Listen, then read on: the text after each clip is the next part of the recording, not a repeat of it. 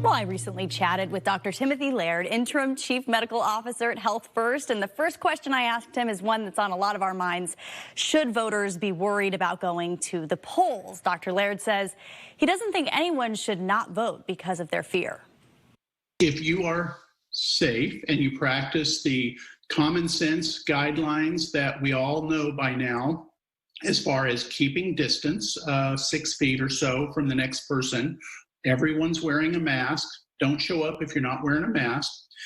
If you can, have a little hand gel, some of the hand sanitizer with you, and that way, if you're touching pens and things, you can sanitize your hands, because there probably won't be real ready access to soap and water. So if you do those things, let alone if you decide to vote early and or by mail, you should be able to vote safely and not have any real concerns about it. And we discourage gloves other than in healthcare settings. Gloves have their own problems. They're actually harder to sanitize. When you take them off, you risk contaminating yourself. So, I bring my own pen when I do go places. So think about doing that. If you do touch a pen, sanitize your hands again with the hand gel. That's not a primary transmission mode. We think it's mostly person to person, respiratory droplets, that sort of thing.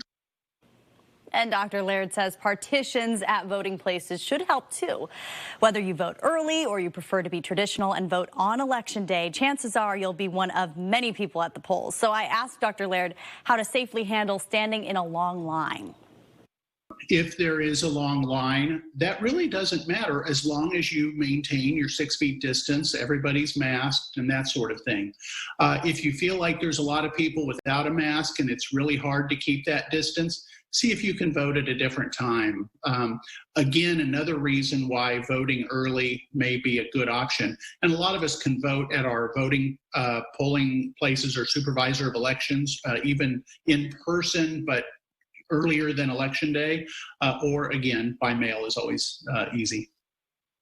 And this one has become kind of a political topic right now. Dr. Laird says that voting by mail is a valid choice, and that's easy and safe. Typically, volunteers who work at polling places who are retired, Dr. Laird says the same rules will apply to them as voters. They should not show up, of course, if they're sick. And I think the supervisors of elections are putting out rules about that.